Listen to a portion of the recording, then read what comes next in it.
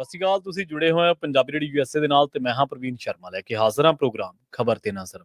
ਖਬਰ ਤੇ ਨਜ਼ਰ ਪ੍ਰੋਗਰਾਮ ਦੇ ਵਿੱਚ ਕਈ ਅਹਿਮ ਤੇ ਕਈ ਖਾਸ ਖਬਰਾਂ ਨੂੰ ਲੈ ਕੇ ਚਰਚਾ ਕਰਨ ਦੇ ਲਈ ਜੁੜ ਚੁੱਕੇ ਨੇ ਪੰਜਾਬ ਤੋਂ ਸੀਨੀਅਰ ਪੱਤਰਕਾਰ ਦੀਪਕ ਸ਼ਰਮਾ ਚਨਾਰਥਲ ਜੀ। ਸ਼ਰਮਾ ਸਤਿ ਸ਼੍ਰੀ ਅਕਾਲ, ਸਵਾਗਤ ਹੈ ਜੀ ਪੰਜਾਬੀ ਰੇਡੀਓ USA ਤੇ। ਸਤਿ ਸ਼੍ਰੀ ਅਕਾਲ ਪ੍ਰਵੀਨ ਜੀ, ਸਾਰੇ ਦਰਸ਼ਕਾਂ ਨੂੰ ਸਰੋਤਿਆਂ ਨੂੰ ਪਿਆਰ ਭਰੀ ਸਤਿ ਸ਼੍ਰੀ ਅਕਾਲ। ਸਤਿ ਸ਼੍ਰੀ ਅਕਾਲ ਜੀ। ਪ੍ਰੋਗਰਾਮ ਦੇ ਵਿੱਚ ਅੱਗੇ ਵਧਣ ਤੋਂ ਪਹਿਲਾਂ ਧੰਨਵਾਦ ਕਰਦੇ ਚਲੀਏ ਸਪਾਂਸਰਸ ਦਾ, ਜਿਹੜੇ ਜ਼ਰੀਆ ਬਣਦੇ ਨੇ ਇਹਨਾਂ ਪ੍ਰੋਗਰਾਮਾਂ ਨੂੰ ਤੁਹਾਡੇ ਤੱਕ ਪਹੁੰਚਾਉਣ ਦੇ ਲਈ। ਖਾਲਸਾ ਇੰਸ਼ੋਰੈਂਸ ਏਜੰਸੀ ਵਾਲੇ, ਜਿਨ੍ਹਾਂ ਤੋਂ ਤੁਸੀਂ ਹਰ ਤਰੀਕੇ ਦੀ ਇੰਸ਼ੋਰੈਂਸ ਲੈ ਸਕਦੇ ਹੋ। ਇੰਸ਼ੋਰੈਂਸ ਬਾਰੇ ਪਤਾ ਕਰਨ ਦੇ ਲਈ ਇਹਨਾਂ ਦਾ ਨੰਬਰ ਹੈ 468 272 2500। ਇਹ 1992 ਤੋਂ ਲਗਾਤਾਰ ਇੰਸ਼ੋਰੈਂਸ ਬਿਜ਼ਨਸ ਦੇ ਵਿੱਚ ਸ਼ਾਨਦਾਰ ਸੇਵਾਵਾਂ ਦੇ ਰਹੇ ਨੇ ਤੇ ਅਮਰੀਕਾ ਭਰ ਦੇ ਵਿੱਚ ਇੰਸ਼ੋਰੈਂਸ ਕਰਦੇ ਨੇ। ਓਬਾਮਾ ਕੇਅਰ, ਮੈਡੀਕੇਅਰ ਜਾਂ ਫਿਰ ਕਵਰਡ ਕੈਲੀਫੋਰਨੀਆ ਬਾਬਤ ਪਾਲਿਸੀ ਕਰਵਾਉਣ ਦੇ ਲਈ, ਸਲਾਹ ਲੈਣ ਦੇ ਲਈ ਅੱਜ ਹੀ ਕਾਲ ਕਰੋ 468 272 2500 ਤੇ। ਟਰਕੀਅਨ ਇਮੀਗ੍ਰੇਸ਼ਨ ਲਾ ਫਰਮ ਵਾਲੇ, ਜੇ ਟਰਕੀਅਨਾਂ ਟੋਰਨੀ ਟਰਕੀਅਨਾਂ ਦੇ ਨਾਲ ਤੁਸੀਂ USA ਇਮੀਗ੍ਰੇਸ਼ਨ ਬਾਬਤ ਕੋਈ ਵੀ ਸਲਾਹ ਕਰਨੀ ਹੈ ਤਾਂ ਇਹਨਾਂ ਦਾ ਨੰਬਰ ਹੈ 415 909 0503। Gurdeep Singh Birdi Clovis, Mandeep Singh, Sandeep Kaur San Jose, Amrik Singh Atwal, Jarnail Singh Yuba City, Jind Kaur Inayat Kaur Bakersfield, Mahinder Singh Mahinder Kaur Mattu Yuba City ਤੇ ਜਰਨੈਲ ਸਿੰਘ ਸਿਆਟਲ ਤੋਂ। ਇਹਨਾਂ ਸਾਰੇ ਹੀ ਸਪਾਂਸਰਸ ਦਾ ਬਹੁਤ ਬਹੁਤ ਧੰਨਵਾਦ। ਤੇ ਜੇਕਰ ਤੁਸੀਂ ਵੀ ਪੰਜਾਬੀ ਰੇਡੀਓ USA ਦੇ ਇਹਨਾਂ ਪ੍ਰੋਗਰਾਮਾਂ ਨੂੰ ਸਪਾਂਸਰ ਕਰਨਾ ਚਾਹੁੰਦੇ ਹੋ ਤਾਂ ਸਟੂਡੀਓ ਦਾ ਨੰਬਰ ਹੈ 408 272 5200। ਅੱਜ ਦਾ ਇਹ ਖਬਰ ਤੇ ਨਜ਼ਰ ਪ੍ਰੋਗਰਾਮ ਸਾਲ 2025 ਦੀ 31 ਮਾਰਚ ਦਾ ਪ੍ਰੋਗਰਾਮ ਹੈ ਤੇ ਦਿਨ ਅੱਜ ਸੋਮਵਾਰ ਹੈ। ਖਬਰਾਂ ਦੇ ਵੱਲ ਆਈਏ ਸ਼ਰਮਾ ਜੀ, ਸ਼ੁਰੂਆਤ ਕਰੀਏ ਆਪਾਂ ਕਈ ਅਹਿਮ ਖਬਰਾਂ ਤੋਂ, ਇਸ ਵੇਲੇ ਦੀਆਂ ਖਾਸ ਖਬਰਾਂ ਤੋਂ।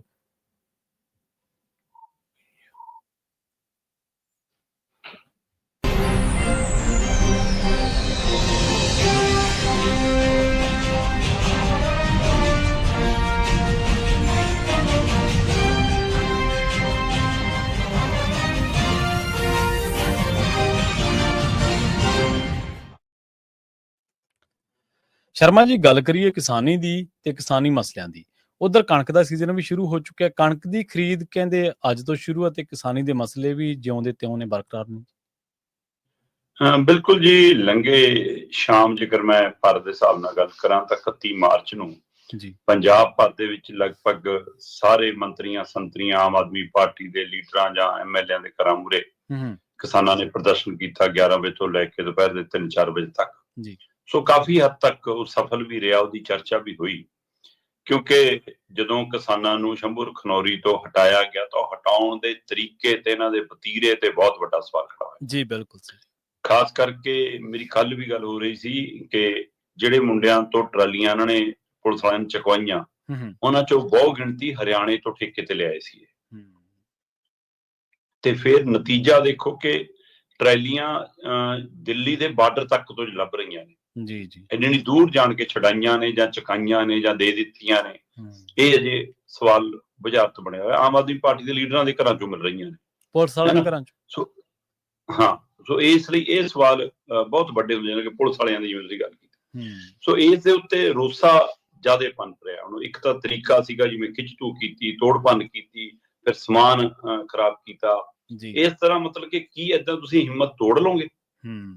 ਜੇ ਸਰਕਾਰਾਂ ਨੂੰ ਹੀ ਲੱਗਦਾ ਕਿ ਅਸੀਂ ਕਿਸਾਨਾਂ ਦੀ ਹਿੰਮਤ ਤੋੜ ਲਾਂਗੇ ਤਾਂ ਹਿੰਮਤ ਐ ਰੱਖਣੀ।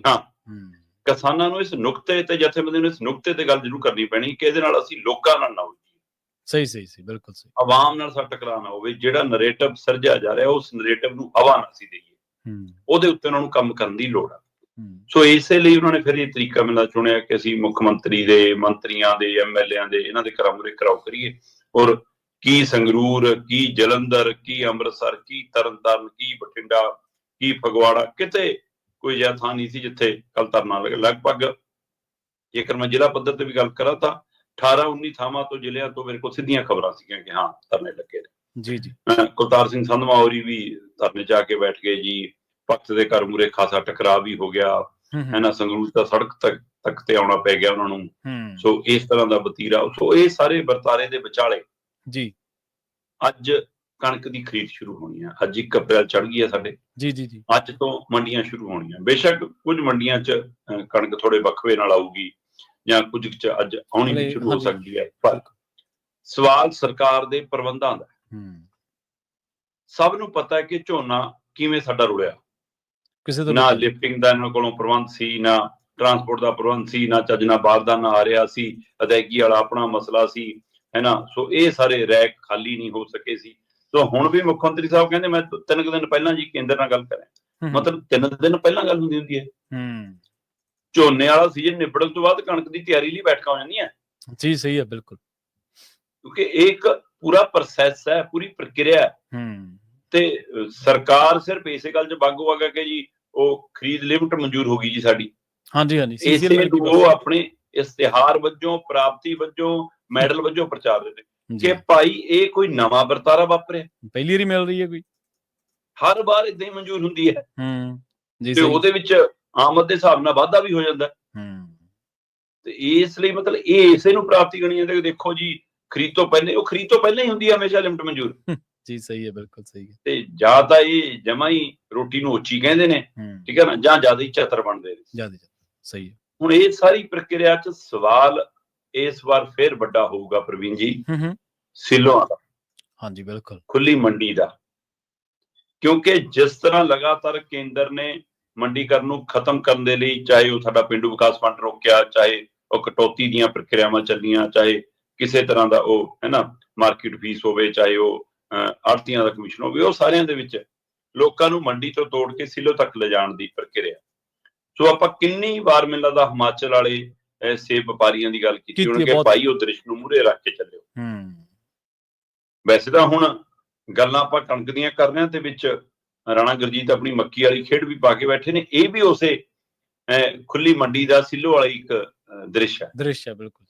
ਤੁਸੀਂ ਇਹ ਦੇਖੋ ਕਿ ਇੱਕ ਪਾਸੇ 3 ਖੇਤੀ ਕਾਨੂੰਨ ਜਦੋਂ ਰੱਦ ਹੁੰਦੇ ਨੇ, ਉਹਨਾਂ 'ਚ ਆ ਵੀ ਇੱਕ ਕੰਟਰੈਕਟ ਫਾਰਮਿੰਗ ਵਾਲਾ ਵੀ ਹੈ ਨਾ, ਜਾਂ ਮਤਲਬ ਖੁੱਲੀ ਮੰਡੀ ਵਾਲਾ ਵੀ, ਇਹ 2 ਕਾਨੂੰਨ ਵੀ ਇੱਕ ਤਰ੍ਹਾਂ ਨਾਲ ਸੀਗੇ ਜਿਨ੍ਹਾਂ ਦੋਵਾਂ ਨੂੰ ਰੱਦ ਕਰਾਇਆ ਗਿਆ, ਖਾਰਜ ਕਰਾਇਆ ਗਿਆ। ਪਰ ਅੱਜ ਦੀ ਤਰੀਕ 'ਚ ਵੀ ਕੰਟਰੈਕਟ ਫਾਰਮਿੰਗ ਵੱਧ ਵੀ ਰਹੀ ਹੈ ਤੇ ਉਹਦੇ ਧੋਖੇਧੜੀ ਦੇ ਕਿਸਾਨ ਸ਼ਿਕਾਰ ਵੀ ਹੋ ਰਹੇ। ਬਿਲਕੁਲ ਸਹੀ। ਤੇ ਦੂਸਰੇ ਪਾਸੇ ਲੋਕਾਂ ਨੂੰ ਮਜਬੂਰ ਕੀਤਾ ਜਾ ਰਿਹਾ ਕਿ ਕਮਿਸ਼ਨ ਵੱਧ ਦੇ ਦਿਆਂਗੇ, ਆੜ੍ਹਤੀਆਂ ਨੂੰ ਤੁਹਾਡੇ ਨਾਲ ਸੈਟਿੰਗ ਕਰ ਲਾਂਗੇ, ਤੁਹਾਡਾ ਹਿੱਸਾ ਮਿਲਦਾ ਰਹੂਗਾ। ਇੱਕ ਵਾਰ ਜਿਹਦਾ ਡਾਟਾ ਉਹਨਾਂ ਕੋਲ ਜਾਣ ਲੱਗ ਗਿਆ, ਇੱਕ ਵਾਰ ਜਿਹੜੀ ਟਰੈਲੀ ਉਹਨਾਂ ਕੋਲ ਜਾਣ ਲੱਗ ਗਈ, ਜਿਹਦਾ ਹਿਸਾਬ ਤੁਹਾਨੂੰ ਪਤਾ ਲੱਗ ਗਿਆ, ਫਿਰ ਨਹੀਂ ਉਹਨੂੰ ਛੱਡਦੇ। ਨਹੀਂ ਛੱਡਦੇ, ਸਹੀ ਹੈ। ਠੀਕ ਹੈ, ਤੁਹਾਨੂੰ 1 ਸੀਜ਼ਨ ਕੀ 2 ਸੀਜ਼ਨ ਹੋ ਸਕਦਾ, 4 ਸੀਜ਼ਨ ਮੰਡੀ ਨਾਲੋਂ ਵੱਧ ਪੈਸੇ ਵੀ ਮਿਲ ਜਾਣ, ਤੁਰੰਤ ਵੀ ਮਿਲ ਜਾਣ। ਪਰ ਬਾਅਦ ਚ ਜਦੋਂ ਉਹਨਾਂ ਨੇ ਇਕੱਲਾ ਦਾਣਾ ਚੈੱਕ ਕਰਕੇ ਮਸ਼ੀਨ ਨੇ ਕਹਿਣਾ ਨਾ ਕਿ ਜੀ ਆ ਤਾਂ 5 ਟਰਾਲੀਆਂ ਦਾ ਤੁਹਾਡੀਆਂ ਮੌਜੂ ਸੀ ਜੀ, ਸਾਰੀਆਂ 10 ਦੇ ਵਿੱਚੋਂ, ਫਿਰ ਕੀ ਕਰੋਗੇ? ਉਹਨਾਂ ਨੇ ਕਹਿਣਾ ਸਾਡਾ ਤਾਂ ਮਸ਼ੀਨ ਚੋਂ ਲੰਘਦਾ ਜੀ ਇਕੱਲਾ ਦਾਣਾ। ਸਹੀ ਗੱਲ ਹੈ। ਸਾਡੇ ਤਾਂ ਮਸ਼ੀਨ ਦੱਸਦੀ ਹੈ ਜੀ ਕਿ ਇੰਨੇ ਕੁਆਂਟਲ ਤੁਹਾਡੀ ਕਣਕ ਇਸ ਦੇ ਵਿੱਚੋਂ ਖਰਾਬ ਹੈ ਜੀ, ਹੈ ਨਾ। ਉੱਥੇ ਖੇਡ ਆਉਣੀ ਆ। ਬੇਸ਼ੱਕ ਕਣਕ 'ਚ ਮੌਇਸਚਰ ਵਾਲਾ ਚੱਕਰ ਨਹੀਂ ਹੁੰਦਾ ਜੋ ਝੋਨੇ 'ਚ ਹੁੰਦਾ, ਬੇਸ਼ੱਕ ਝੋਨੇ ਵਾਂਗ ਕਣਕ ਦੀ ਮੰਡੀ ਲੰਬੀ ਨਹੀਂ ਚੱਲਦੀ, ਪਰ ਪ੍ਰਬੰਧ ਤਾਂ ਸਾਰੇ ਕਰਨੇ ਪੈਣੇ ਆ ਨਾ, ਉਹੀ ਕਰਨਾ ਪੈਂਦਾ। ਬਿਲਕੁਲ, ਤੁਹਾਡੇ ਟਰਾਂਸਪੋਰਟ ਦਾ ਹੈ ਨਾ, ਤੁਹਾਡੇ ਲਈ ਮਤਲਬ ਕਿ ਬਾਰਦਾਨੇ ਦਾ, ਤੁਹਾਡੇ ਲਈ ਲੇਬਰ ਦਾ, ਉਹ ਸਾਰੇ ਪ੍ਰਬੰਧ। ਤੇ ਠੀਕ ਹੈ ਜੀ, ਇੱਥੇ ਡੀਸੀ ਨੂੰ ਨਹੀਂ ਪਤਾ ਹੁੰਦਾ ਮੈਂ ਕਿਹਨੂੰ ਜਵਾਬ ਦਿਆਂ, ਇੱਥੇ ਮੰਤਰੀ ਨੂੰ ਨਹੀਂ ਪਤਾ ਹੁੰਦਾ ਮੈਂ ਕਿਹਨੂੰ ਜਵਾਬ ਦਿਆਂ। ਫਿਰ ਜਦੋਂ ਇਹੀ ਨਾ ਪਤਾ ਹੋਵੇ ਜਵਾਬ ਦੇ, ਫਿਰ ਕੰਮ ਕਰਾਉਂਦੇ। ਇਸ ਲਈ ਹੁਣ ਦੇਖਣ ਵਾਲੀ ਗੱਲ ਹੋਊਗੀ, ਇਹ ਸਰਕਾਰ ਦੀ ਨਵੀਂ ਪ੍ਰੀਖਿਆ, ਖਾਸ ਕਰਕੇ ਉਸ ਸਮੇਂ ਕਿ ਜਦੋਂ ਕਿਸਾਨਾਂ ਨੂੰ ਇਹਨਾਂ ਦੇ ਹਰ ਕਦਮ ਤੇ ਸ਼ੱਕ ਰਹਿਣਾ, ਕਿਉਂਕਿ ਤੁਸੀਂ ਭਰੋਸਾ ਗਵਾ ਚੁੱਕੇ ਹੋ। ਜੀ ਬਿਲਕੁਲ। ਖਾਸ ਕਰ ਅੰਦੋਲਨ ਨਾਲ ਜਿਹੋ ਜਿਹਾ ਵਿਵਹਾਰ ਕੀਤਾ ਹੈ। ਸੋ ਉਸ ਤੋਂ ਬਾਅਦ ਇਸ ਵਾਰ ਕਣਕ ਵਾਲੇ ਮਸਲੇ ਦੇਖਿਓ ਤੁਸੀਂ, ਹਰ ਮੰਡੀ 'ਚ ਇਹਨਾਂ ਨਾਲ ਪੇਸ਼ ਫਸਿਆ ਕਰਨਗੇ। ਉਹਦੇ ਉੱਤੇ ਕਿਵੇਂ ਖਰੇ ਹੋ, ਜੇ ਇਹ ਸੀਜ਼ਨ ਇਹ ਸਹੀ ਲੰਘਾ ਲੈਂਦੇ ਨੇ, ਫਿਰ ਇਹ ਆਪਣੀ ਭਰੋਸੇ ਬਹਾਲਗੀ ਵੱਲ ਨੂੰ ਵੱਧ ਸਕਦੇ ਨੇ, ਨਹੀਂ ਤਾਂ ਫਿਰ ਇਹ ਤਿਆਰ ਰਹਿਣ ਹੋਰ ਧਰਨੇ ਮੁਜ਼ਾਹਰਿਆਂ ਲਈ। ਹਾਂਜੀ, ਬਿਲਕੁਲ। ਤੇ ਉਹ ਜਿਵੇਂ ਤੁਸੀਂ ਸ਼ੁਰੂਆਤ ਕੀਤੀ ਸੀ ਨਾ ਸ਼ਰਮਾ ਜੀ, ਵੀ ਉਹ ਵੀ ਪ੍ਰਚਾਰੀ ਜਾ ਰਹੀ ਹੈ ਵੀ CCL ਵੀ ਮਿਲ ਗਈ ਤੇ ਸਾਰਾ ਕੁਛ। ਇਸ ਤਰ੍ਹਾਂ ਦੇ ਇੱਕ ਹੋਰ ਬਦਲਾਅ ਦੀ ਆਪਾਂ ਗੱਲ ਕਰ ਲਈਏ, ਕਹਿੰਦੇ ਇਹ ਵੀ ਬਦਲਾਅ ਹੀ ਹੈ ਵੀ 3 ਸਾਲਾਂ ਦੇ ਵਿੱਚ 4 ਐਡਵੋਕੇਟ ਜਨਰਲ ਬਦਲੇ ਗਏ ਜਾਂ ਚਲੇ ਗਏ, ਜਾਂ ਕਿਵੇਂ ਵੀ ਕਹਿ ਲਓ। ਪ੍ਰਵੀਨ ਜੀ, ਸਰਕਾਰ ਨੂੰ ਅਦਾਲਤ ਦੇ ਵਿੱਚ ਜੇਕਰ ਕਿਸੇ ਨੇ ਡਿਫੈਂਡ ਕਰਨਾ ਹੈ, ਕਿਸੇ ਨੇ ਉਹਨਾਂ ਆਪਣੀ ਧਿਰ ਦਾ ਬਚਾਅ ਕਰਨਾ ਹੈ, ਤਾਂ ਉਹ ਐਡਵੋਕੇਟ ਜਨਰਲ ਤੇ ਉਹਦੀ ਟੀਮ ਹੁੰਦੀ ਹੈ। ਸਹੀ ਹੈ ਜੀ, ਬਿਲਕੁਲ ਸਹੀ। ਔਰ ਸਰਕਾਰ ਨੇ ਦਿਖਾਇਆ ਵੀ ਕਿ ਅਸੀਂ ਇਸ ਕੰਮ ਲਈ ਬਹੁਤ ਗੰਭੀਰ ਹਾਂ। 16 ਮਾਰਚ 2022 ਨੂੰ ਸਹੀ ਰੂਪ 'ਚ ਸਰਕਾਰ ਹੋਂਦ 'ਚ ਆਉਂਦੀ ਹੈ ਤੇ 18 ਮਾਰਚ 2022 ਨੂੰ ਨਵਾਂ ਐਡਵੋਕੇਟ ਜਨਰਲ ਲਾਉਂਦੇ ਨੇ। ਇਹ ਪਹਿਲਾ ਕੰਮ, ਜਿਵੇਂ ਭਗਵੰਤ ਮਾਨ ਤੋਂ ਬਾਅਦ ਸਭ ਤੋਂ ਪਹਿਲਾਂ ਐਡਵੋਕੇਟ ਜਨਰਲ ਹੀ ਲਾਇਆ ਹੋਵੇ, ਕਿ ਪਹਿਲਾਂ ਹੀ ਤੈਅ ਕੀਤਾ ਵਾ ਸੀਗਾ। ਸੋ ਬੜੀ ਚਰਚਾ ਹੋਈ ਸੀ ਕਿ ਲਾਓ ਵੀ ਅਨਮੋਲ ਰਤਨ ਸਿੱਧੂ ਨੂੰ, ਹੈ ਨਾ। 19 ਮਾਰਚ 2022 ਨੂੰ ਅਨਮੋਲ ਰਤਨ ਸਿੱਧੂ ਦਾ ਨਾਮਕਰਨ ਹੋ ਗਿਆ ਸੀਗਾ ਕਿ ਲਓ ਜੀ ਇਹ ਪੰਜਾਬ ਦੇ ਐਡਵੋਕੇਟ ਜਨਰਲ। ਜੀ। ਜਨਾਬ ਨੂੰ 4 ਮਹੀਨੇ ਤੋਂ ਵੱਧ ਵਕਫਾ ਨਹੀਂ ਮਿਲਿਆ ਕੱਟਣ ਦਾ। ਤੁਸੀਂ ਇਹ ਦੇਖੋ ਕਿ ਹੁਣ 4ਥਾ ਐਡਵੋਕੇਟ ਜਨਰਲ ਮਿਲਿਆ ਪੰਜਾਬ ਨੂੰ 3 ਸਾਲਾਂ 'ਚ। ਜੀ। ਗੁਰਿੰਦਰ ਸਿੰਘ ਗੈਰੀ ਹੋਰਾਂ ਦੇ ਅਸਤੀਫਾ ਦੇਣ ਤੋਂ ਬਾਅਦ, ਉਹਨਾਂ ਦਾ ਅਸਤੀਫਾ ਪ੍ਰਵਾਨ ਹੋਣ ਤੋਂ ਬਾਅਦ, ਇਹਨਾਂ ਨੇ ਮਨਿੰਦਰਜੀਤ ਸਿੰਘ ਬੇਦੀ ਨੂੰ ਲਾਇਆ। ਬਕਾਇਦਾ ਤੌਰ ਤੇ ਰਾਜਪਾਲ ਨੇ ਨੋਟੀਫਿਕੇਸ਼ਨ ਜਾਰੀ ਕਰਤਾ ਕਿ ਧਾਰਾ 165 ਤਹਿਤ ਉਹਨਾਂ ਕੋਲੇ ਸ਼ਕਤੀਆਂ ਹੁੰਦੀਆਂ। ਸੋ ਠੀਕ ਹੈ, ਵਧਾਈ ਆ ਮਨਿੰਦਰਜੀਤ ਸਿੰਘ ਬੇਦੀ ਹੋਰਾਂ ਨੂੰ, ਪਰ ਇਹ 4ਥੇ ਐਡਵੋਕੇਟ ਜਨਰਲ ਨੇ 3 ਸਾਲਾਂ 'ਚ। ਜੀ। ਹੁਣ ਇਹਦੇ ਪਿੱਛੇ ਜੇ ਤੁਸੀਂ ਝਾਤ ਮਾਰੋਗੇ ਤਾਂ ਤੁਸੀਂ ਇਹ ਦੇਖੋ ਕਿ 19 ਮਾਰਚ 2022 ਨੂੰ ਤੁਸੀਂ ਪਹਿਲਾ ਐਡਵੋਕੇਟ ਜਨਰਲ ਆਪਣੀ ਸਰਕਾਰ ਚਲਾਉਂਦੇ ਹੋ, ਅਨਮੋਲ ਰਤਨ ਸਿੱਧੂ, ਤੇ 30 ਜੁਲਾਈ 2022 ਨੂੰ ਅਸਤੀਫਾ ਦੇ ਜਾਂਦੇ ਨੇ। ਮਤਲਬ ਲਗਭਗ 4 ਮਹੀਨੇ ਕੁਛ ਕੁ ਦਿਨ ਜੀ। ਉਹ ਤੋਂ ਬਾਅਦ 30 ਜੁਲਾਈ 2022 ਨੂੰ ਫਿਰ ਵਿਨੋਦ ਘਈ ਆਉਂਦੇ ਨੇ। ਹੁਣ ਅਨਮੋਲ ਰਤਨ ਸਿੱਧੂ ਜਦੋਂ ਲਾਏ ਗਏ ਤਾਂ ਉਹਨਾਂ ਨੂੰ ਪਤਾ ਹੁੰਦਾ ਕਿ ਜਦੋਂ ਐਡਵੋਕੇਟ ਜਨਰਲ ਨੇ ਲੜਨਾ ਹੈ, ਅਦਾਲਤ ਦੇ ਵਿੱਚ ਖੜਨਾ ਹੈ, ਤਾਂ ਉਹਦੇ ਕੋਲ ਆਪਣੇ ਹਥਿਆਰ ਕਿੰਨੇ ਨੇ। ਤੁਸੀਂ ਇਹ ਦੇਖੋ ਕਿ ਕ੍ਰਿਕਟ ਦੇ ਮੈਦਾਨ 'ਚ ਵੀ ਜਦੋਂ ਖਿਡਾਰੀ ਉਤਰਦੇ ਨੇ ਨਾ ਤਾਂ ਉਹ ਆਪਣੇ ਬੈਟ ਲਗਭਗ ਤਿਆਰ ਕਰਕੇ ਰੱਖਦੇ ਨੇ ਕਿ ਹਾਂ ਵੀ ਇਹਦੇ ਨਾਲ ਕਰਾਂ, ਕਿਉਂਕਿ ਉਹਨਾਂ ਨਾਲ ਪ੍ਰੈਕਟਿਸ ਹੋਈ ਹੁੰਦੀ ਹੈ, ਉਹਨਾਂ ਤੇ ਹੱਥ ਬੈਠਿਆ ਹੁੰਦਾ, ਸਾਰਾ ਕੁਝ ਹੁੰਦਾ। ਤੇ ਅਨਮੋਲ ਰਤਨ ਸਿੱਧੂ ਨੇ ਆਪਣੀ ਸੂਚੀ ਦਿੱਤੀ ਕਿ ਜੀ ਆ ਮੇਰੇ ਵਕੀਲਾਂ ਦੀ ਸੂਚੀ ਹੈ ਜਿਹੜੀ ਟੀਮ ਨਾਲ ਮੈਂ ਕੰਮ ਕਰਨਾ ਚਾਹੁੰਦਾ। ਠੀਕ ਹੈ ਜੀ। ਉਹਦੇ ਵਿੱਚ ਠੀਕ ਹੈ ਕਿ ਐਡਜਸਟਮੈਂਟ ਹੁੰਦੀ ਹੈ, ਕੁਝ ਤੁਸੀਂ ਆਪਣੇ ਵੀ ਚਿਹਤੇ ਲਾਉਣੇ ਹੁੰਦੇ ਨੇ 8-10, ਪਰ ਘੱਟੋ ਘੱਟ 15-20 ਤਾਂ ਸਿੱਧੇ ਰੂਪ 'ਚ ਟੀਮ ਦੇ ਰੂਪ 'ਚ ਮਿਲਦੇ ਆ ਨਾ ਬੰਦੇ ਨੂੰ ਕਿ ਆਪਣੇ ਕੰਮ ਕਰਨ ਦੇ ਲਈ। ਤੇ ਜਦੋਂ ਸੂਚੀ ਜਾਰੀ ਹੋਈ ਅਨਮੋਲ ਰਤਨ ਸਿੱਧੂ ਨਾਲ 'ਚ ਨਾਮ ਲੱਭੇ, ਮਸਾਂ 1-2 ਲੱਭੇ ਉਹਨੂੰ ਆਪਣੇ। ਕੋਈ ਹਰਿਆਣੇ ਤੋਂ, ਕੋਈ ਹਿਮਾਚਲ ਤੋਂ, ਕੋਈ ਦਿੱਲੀ ਤੋਂ, ਕੋਈ ਫਲਾਣੇ ਦਾ ਰਿਸ਼ਤੇਦਾਰ, ਕੋਈ ਟੀਏ ਦਾ ਰਿਸ਼ਤੇਦਾਰ, ਪਤਾ ਨਹੀਂ ਕਿਸੋਂ ਚੱਕ ਕੇ ਲਾਏ। ਸਾਨੂੰ ਨਹੀਂ ਉਹਨਾਂ ਦੀ ਕਿਸੇ ਦੀ ਵਕਾਲਤ ਤੇ ਸ਼ੱਕ ਸ਼ੋਭਾ ਨਹੀਂਗਾ ਸਾਨੂੰ ਕਿਸੇ ਦੀ। ਜੀ ਸਹੀ ਹੈ। ਜਿਹਦੇ ਨਾਲ ਵਕੀਲ ਲੱਗੇ ਤਾਂ ਉਹਨੇ ਵਕਾਲਤ ਕੀਤੀ ਹੋਏਗੀ, ਪਰ ਸਵਾਲ ਕਿ ਜਿਹੜਾ ਤੁਹਾਡਾ ਲੜਾਈ ਲੜ ਰਿਹਾ ਫੌਜ ਦਾ ਕਪਤਾਨ, ਜੇ ਉਸ ਨੂੰ ਆਪਣੀ ਫੌਜ ਆਪਣੇ ਹਿਸਾਬ ਨਾਲ ਸੈਨਿਕ ਨਹੀਂ ਮਿਲੇ ਜਾਂ ਉਹਨੂੰ ਉਸ ਹਿਸਾਬ ਨਾਲ ਹਥਿਆਰ ਨਹੀਂ ਮਿਲੇ, ਫਿਰ ਉਹਦੇ ਲਈ ਲੜਾਈ ਲੜਨੀ ਔਖੀ ਹੁੰਦੀ। ਤੇ ਦੂਜਾ ਇਹੀ ਨਹੀਂ ਪਤਾ, ਇੱਥੇ ਵੀ ਸਵਾਲ ਉਹੀ ਖੜਾ ਹੁੰਦਾ ਕਿ ਅਸੀਂ ਕਿਹਨੂੰ ਜਵਾਬ ਦੇਣਾ, ਕਿਹਦੀ ਮੰਨਣੀ ਹੈ, ਕਿਹਦਾ ਹੁਕਮ ਚੱਲਣਾ। ਕਦੇ ਸੰਦੀਪ ਪਾਠਕ ਹੁਕਮ ਦੇ ਰਿਹਾ, ਕਦੇ ਰਾਘਵ ਚੱਡਾ ਦੇ ਰਿਹਾ, ਕਦੇ ਕੇਜਰੀਵਾਲ ਦੇ ਰਿਹਾ, ਕਦੇ ਮਨੀਸ਼ ਸਿਸੋਦੀਆ ਦੇ ਰਿਹਾ, ਹਾਂ ਕਦੇ ਕਦੇ ਭਗਵੰਤ ਮਾਨ ਦੀ ਪਰਚੀ ਵੀ ਆਉਂਦੀ ਹੋਣੀ। ਸੋ ਜਦੋਂ ਇਹੀ ਨਹੀਂ ਪਤਾ ਜੀ ਤੇ ਨਤੀਜਾ ਫਿਰ 4 ਮਹੀਨਿਆਂ ਬਾਅਦ ਅਗਲਾ ਲਾਂਭੇ ਹੋ ਗਿਆ। ਤੇ ਜਦੋਂ ਇਹ ਲਾਂਭੇ ਹੋਇਆ ਤਾਂ 30 ਜੁਲਾਈ 2022 ਨੂੰ ਅਗਲੇ ਦੂਜਾ ਲਿਆਏ ਵਿਨੋਦ ਘਈ ਜੀ। ਤੇ ਵਿਨੋਦ ਘਈ ਨੂੰ ਪਤਾ ਆਉਂਦਿਆਂ ਹੀ ਪੰਜਾਬ 'ਚ ਹੋਲਾ ਮਚਿਆ ਕਿ ਭਾਈ ਸਰਕਾਰ ਨੇ ਜਿਨ੍ਹਾਂ ਦੇ ਖਿਲਾਫ ਲੜਨਾ ਉਹਨਾਂ ਦਾ ਤਾਂ ਵਕੀਲ ਰਿਹਾ ਹੈ। ਸਹੀ ਹੈ। ਉਹਨਾਂ ਧਿਰਾਂ ਦੀ ਤਾਂ ਪੈਰਵੀ ਕਰਦਾ ਰਿਹਾ ਤੇ ਉਹਨਾਂ ਤੋਂ ਫੀਸਾਂ ਲੈਂਦਾ ਰਿਹਾ। ਤੇ ਹੁਣ ਤੁਸੀਂ ਕਿਵੇਂ ਗਰੰਟੀ ਕਰੋਗੇ? ਚਲੋ ਜੀ, ਤਾਂ ਵੀ ਅਗਲੇ ਦੀ ਸਿਫਾਰਿਸ਼ ਸੀ, ਅਗਲੇ ਦੀ ਪਹੁੰਚ ਸੀ, ਅਗਲੇ ਦੀ ਅਪਰੋਚ ਸੀ ਜਾਂ ਸਰਕਾਰਾਂ ਦੀ ਪਸੰਦ ਸੀ, ਜੋ ਵੀ ਸੀ, ਵਿਨੋਦ ਘਈ ਬਣਿਆ ਵੀ ਤੇ ਵਿਨੋਦ ਘਈ ਟਿਕਿਆ ਵੀ। ਪਰ ਪੰਚਾਇਤੀ ਮਾਮਲੇ 'ਚ ਇਹਨੂੰ ਵੀ ਘੇਰਾ ਪਾ ਲਿਆ ਕਿ ਜੀ ਭੰਗ ਕਰਾ ਲਈ ਜੀ, ਫਿਰ ਵਾਪਸ ਕਰਾ ਲਈ ਜੀ। ਸੋਚ ਇਹਦੀ ਫਜ਼ੀਅਤ ਵੀ ਹੋਈ ਵਿਨੋਦ ਘਈ ਤੇ ਉਹਦੀ ਟੀਮ ਦੀ। ਚਲੋ ਆਖਰ ਜੀ 30 ਜੁਲਾਈ 2022 ਨੂੰ ਬਣੇ ਵਿਨੋਦ ਘਈ ਐਡਵੋਕੇਟ ਜਨਰਲ ਸਾਹਿਬ 5 ਅਕਤੂਬਰ 2023 ਨੂੰ ਅਸਤੀਫਾ ਦੇ ਕੇ ਪਰੇ ਹੋ। ਅਸਤੀਫਾ ਦਿੱਤਾ ਜਾਂ ਲਿੱਤਾ ਜੋ ਵੀ ਹੋਵੇ, 1 ਸਾਲ 2 ਮਹੀਨੇ ਜਨਾਬ ਨੇ ਐਡਵੋਕੇਟ ਜਨਰਲੀ ਕੀਤੀ ਪੰਜਾਬ ਦੀ ਜੀ। ਫਿਰ ਜੇ ਇਹ ਗਏ ਤਾਂ ਤੀਜੇ ਆ ਗਏ। ਤੀਜੇ ਗੁਰਿੰਦਰ ਸਿੰਘ ਗੈਰੀ ਸਾਹਿਬ ਨੂੰ 5 ਅਕਤੂਬਰ 2023 ਨੂੰ ਲਿਆਏ ਤੇ 30 ਮਾਰਚ 2025 ਨੂੰ ਉਹਨਾਂ ਦਾ ਅਸਤੀਫਾ ਆ ਗਿਆ। ਲਗਭਗ ਮਤਲਬ ਕਿ ਹੁਣ ਤੱਕ ਇਹਨਾਂ 4 ਦੇ ਵਿੱਚੋਂ ਚੌਥੇ ਦਾ ਕਾਰਜਕਾਲ ਤਾਂ ਜਦੋਂ ਸ਼ੁਰੂ ਹੋਇਆ, ਪਹਿਲੇ 3 ਦੇ ਵਿੱਚੋਂ ਸਭ ਤੋਂ ਲੰਮਾ ਸਮਾਂ ਜੇ ਕੋਈ ਰਿਹਾ ਗੁਰਿੰਦਰ ਸਿੰਘ ਗੈਰੀਓ ਰਹੇ ਨੇ। 1 ਸਾਲ 5 ਮਹੀਨੇ ਇਹਨਾਂ ਨੇ ਕੀਤੀ, ਪਰ ਉਹ ਤੋਂ ਬਾਅਦ ਇਹ ਵੀ ਅਸਤੀਫਾ ਦੇ ਗਏ ਤੇ ਅਸਤੀਫਾ ਪ੍ਰਵਾਨ ਵੀ ਜਦੇ ਹੋ ਗਿਆ ਤੇ ਹੁਣ ਨਵੇਂ। ਸੋ ਇਸ ਲਈ ਇੱਥੇ ਹਿਸਾਬ ਲਾ ਲਓ ਕਿ ਇਹ ਬਦਲਾਅ ਹੀ ਕਹੋਗੇ ਇਹਨੂੰ ਭਾਈ ਕਿ 3 ਸਾਲਾਂ 'ਚ 4 ਤੁਹਾਨੂੰ ਐਡਵੋਕੇਟ ਜਨਰਲ ਲਾਉਣੇ ਪੈਂਦੇ ਨੇ ਤੇ ਜਾਂ ਤਾਂ ਉਹ ਨਹੀਂ ਤੁਹਾਡੀਆਂ ਉਮੀਦਾਂ ਤੇ ਖਰੇ ਉਤਰ ਰਹੇ, ਜਾਂ ਤੁਹਾਡੇ ਨੱਕ ਥੱਲੇ ਨਹੀਂ ਕੋਈ ਆ ਰਿਹਾ, ਜਾਂ ਤੁਸੀਂ ਜਿਵੇਂ ਚਲਾਉਣਾ ਚਾਹੁੰਦੇ ਹੋ ਆਪਣਾ ਕਾਨੂੰਨ ਦਾ ਪਾਠ ਪੜਾਉਣਾ ਚਾਹੁੰਦੇ ਹੋ, ਅਗਲੇ ਕਹਿੰਦੇ ਇਹ ਨਹੀਂ ਚੱਲਦਾ ਹੁੰਦਾ ਜੀ ਇੰਨਾ ਵੀ। ਸੋ ਇਸ ਲਈ ਦਿੱਕਤਾਂ ਤਾਂ ਕੁਛ ਹੈਗੀਆਂ ਜਨਾਬ ਜੀ। ਬਿਲਕੁਲ ਬਿਲਕੁਲ। ਅਗਲੀ ਗੱਲ ਕਰੀਏ ਜਿਹੜੀ ਤੁਸੀਂ ਸਰਕਾਰ ਦੀ ਵੀ, ਸਰਕਾਰ ਦਾ ਪੱਖ ਰੱਖਣਾ ਹੁੰਦਾ ਜਾਂ ਉਹਨੇ ਜ਼ਿਰਾ ਕਰਨੀ ਹੁੰਦੀ ਹੈ। ਵਿਨੋਦ ਘਈ ਤਾਂ ਇਹਦੇ ਇਸ ਮਾਮਲੇ ਦੇ ਵਿੱਚ ਸਭ ਤੋਂ ਪਰਫੈਕਟ ਮਿਸਾਲ ਦੱਸੇ ਜਾਂਦੇ ਆ ਵੀ ਜਿੱਥੇ ਸਰਕਾਰ ਇੱਕ ਬੰਦੇ ਦੇ ਵਿਰੁੱਧ ਲੜ ਵੀ ਰਹੀ ਹੈ ਤੇ ਉਹੀ ਬੰਦਾ ਉਸ ਬੰਦੇ ਦਾ ਵਕੀਲ ਰਹਿ ਚੁੱਕਿਆ। ਡੇਰਾ ਸਿਰਸਾ ਦਾ ਸ਼ਾਇਦ ਉਹ ਵਕੀਲ ਸੀਗੇ ਪਹਿਲਾਂ ਜਦੋਂ ਐਡਵੋਕੇਟ ਜਨਰਲ ਬਣਨ ਤੋਂ ਪਹਿਲਾਂ। ਕਹਿੰਦੇ ਯੁੱਧ ਨਸ਼ਿਆਂ ਵਿਰੁੱਧ ਪ੍ਰਚਾਰਾ ਤਾਂ ਬਹੁਤ ਮੰਤਰੀਆਂ ਨੂੰ ਗਰਾਊਂਡ ਤੇ ਵੀ ਬੜਾ ਭਜਾਇਆ, ਪਰ ਕਹਿੰਦੇ ਜਦੋਂ ਪਰਫਾਰਮੈਂਸ ਚੈੱਕ ਕਰਦੇ ਆ 3 ਸਾਲਾਂ ਦੇ ਵਿੱਚ 128 ਮਾਮਲੇ ਦਰਜ ਹੋਏ ਜਾਂ 128 ਮਾਮਲੇ ਕੋਰਟ ਦੇ ਵਿੱਚ ਗਏ ਤੇ ਸਜ਼ਾ ਜਿਹੜੀ ਆ ਉਹ ਸਿਰਫ 18 ਦੀ ਹੋਈ। ਇਸ ਮਾਮਲੇ ਦੇ ਵਿੱਚ ਈਡੀ ਨਾਲੋਂ ਥੋੜਾ ਜਿਹਾ ਇਹਨਾਂ ਦਾ ਗ੍ਰਾਫ ਠੀਕ ਹੈ, ਪਰ ਕੁੱਲ ਮਿਲਾ ਕੇ ਕਰ ਕੁਛ ਨਹੀਂ ਸਕੇ। ਹਾਂ ਬਿਲਕੁਲ ਪ੍ਰਵੀਨ ਜੀ, ਆਪਾਂ ਈਡੀ ਦੇ ਹਵਾਲੇ ਨਾਲ ਕਿੰਨੀ ਵਾਰ ਗੱਲ ਕੀਤੀ ਹੈ ਕਿ ਉਹ ਤਾਂ 2-3% ਦੀ ਰਹਿ ਜਾਂਦੀ ਹੈ ਉਹਨਾਂ ਦੀ ਸਫਲਤਾ। ਤੋ ਇੱਥੇ 128 ਚੋਂ 18 ਮਾਮਲੇ ਅਜਿਹੇ ਨੇ ਜਿਹਨਾਂ 'ਚ ਸਜ਼ਾ ਹੋਈ ਹੈ। ਪਹਿਲੀ ਗੱਲ ਤਾਂ ਇਹ ਹੈ ਕਿ ਇਹ ਪਿਛਲੇ 3 ਸਾਲ ਦੇ ਅੰਕੜੇ ਆ ਜੀ। ਜਦ ਤੋਂ ਸਰਕਾਰ ਹੋਂਦ 'ਚ ਆਈ ਹੈ ਉਸ ਸਮੇਂ ਤੋਂ ਜਿਵੇਂ ਲਾਵਾਂ ਤਾਂ 2022 ਹੈ, 2023 ਹੈ, 2024 ਹੈ, ਹੁਣ 2025 ਚੱਲ ਰਿਹਾ ਤੇ 25 'ਚ ਇਹਨਾਂ ਨੇ ਜ਼ਰੂਰ ਇਸ ਨਾਅਰੇ ਨਾਲ ਜਿਹਦਾ ਤੁਸੀਂ ਜ਼ਿਕਰ ਕੀਤਾ ਯੁੱਧ ਨਸ਼ਿਆਂ ਵਿਰੁੱਧ ਇਹਦੇ ਨਾਂ ਦੇ ਉੱਤੇ ਬਹੁਤ ਢੋਲਕੀ ਖੜਕਾ ਰਹੇ ਨੇ ਕਿ ਦੇਖੋ ਜੀ ਅਸੀਂ ਘਰ ਤੋੜਤੇ, ਅਸੀਂ ਜੀ ਜੇਕਰ ਏਦਾਂ ਦੀ ਕਾਰਵਾਈ ਹੋ ਗਈ ਹੁੰਦੀ ਤਾਂ ਪੰਜਾਬ 'ਚ ਨਸ਼ੇ ਦੀ ਚੇਨ ਟੁੱਟ ਗਈ ਹੁੰਦੀ, ਤੇ ਨਸ਼ੇ ਦੀ ਚੇਨ ਟੁੱਟਣ ਤੋਂ ਬਾਅਦ ਤਾਂ ਸੜਕਾਂ ਗਲੀਆਂ ਦੇ ਉੱਤੇ ਹਾਹਾਕਾਰ ਮਚਿਆ ਹੁੰਦਾ। ਜਿੰਨੀ ਖਪਤ ਹੋ ਰਹੀ ਹੈ ਪੰਜਾਬ 'ਚ ਚਿੱਟੇ ਦੀ, ਉਹਦੇ ਹਿਸਾਬ ਨਾਲ ਤਾਂ ਜੇਕਰ ਉਹ ਨਾ ਮਿਲੇ ਤੇ ਫਿਰ ਤਾਂ ਤੜਪ ਤੜਪ ਕੇ ਲੋਕ ਬਾਹਰ ਆ ਕੇ ਡਿੱਗਣ, ਪਰ ਅਜਿਹੀ ਕੋਈ ਕਾਰਵਾਈ ਨਜ਼ਰ ਨਹੀਂ ਆਉਂਦੀ ਕਿਤੇ। ਇਹਦਾ ਮਤਲਬ ਅਗਲਿਆਂ ਨੂੰ ਮਾਲ ਮਿਲ ਰਿਹਾ ਨਾ, ਸਪਲਾਈ ਤਾਂ ਚੇਨ ਜਾਰੀ ਹੈ ਨਾ। ਬੜੇ ਘਰਾਣੇ ਤਾਂ ਜਿਹੜੀਆਂ ਪੁਲਿਸ ਅਧਿਕਾਰੀਆਂ ਤੇ ਸਵਾਲ ਹੈ, ਰਾਜਨੀਤਿਕ ਧਿਰਾਂ ਤੇ ਸਵਾਲ ਹੈ, ਇਹ ਜੇ ਕੰਮ ਧੰਦਾ ਕਰਨ ਵਾਲੇ ਠੇਕੇਦਾਰ ਜਿਹੜੇ ਤੁਹਾਡੀ ਪਾਰਟੀ ਦੇ ਐਮਐਲਏ ਕਹਿੰਦੇ ਨੇ ਕਿ ਸਾਡੇ ਆ ਕੇ ਵੀ ਵੇਚ ਕੇ ਜਾਂਦੇ ਜੀ ਤੁਹਾਡੇ ਵਾਲੇ ਬੰਦੇ, ਹੈਨਾ, ਤੇ ਜਿਹੜੇ ਉੱਥੇ ਵੇਚਣ ਜਾਂਦੇ ਹੋ ਫਿਰ ਇੱਥੇ ਕਿਵੇਂ ਵੇਚਦੇ ਹੁਣ ਜੀ। ਸੋ ਇਹ ਸਾਰੀ ਪ੍ਰਕਿਰਿਆ ਦੇ ਵਿੱਚ ਕਿ ਹੁਣ ਅਸੀਂ ਜੀ 30 ਦਿਨਾਂ 'ਚ 66 ਘਰ ਤੋੜਤੇ। ਇਹ ਅੰਕੜੇ ਇੱਕ ਪਾਸੇ 2025 ਵਾਲੇ ਹਵਾਲੇ ਨਾਲ ਨੇ, ਸੋ 2025 ਦੇ ਅੰਕੜੇ ਵੀ ਆਉਂਦੇ ਦਿਨਾਂ 'ਚ ਆਪਣੇ ਕੋਲ ਆ ਜਾਣਗੇ, ਫਿਰ ਆਪਾਂ ਉਹਦੇ ਤੇ ਵੀ ਮੰਥਨ ਕਰ ਲਾਂਗੇ। ਪਰ ਜਿਹੜੇ 3 ਸਾਲਾਂ ਦੇ ਅੰਕੜੇ ਆ ਉਹ ਸਰਕਾਰ ਦੀ ਸ਼ਿੱਦਤ, ਸਰਕਾਰ ਦਾ ਕਰੈਕਟਰ, ਸਰਕਾਰ ਦਾ ਢੰਗ ਸਾਰਾ ਕੁਝ ਬਿਆਨ ਕਰਦੇ ਆ।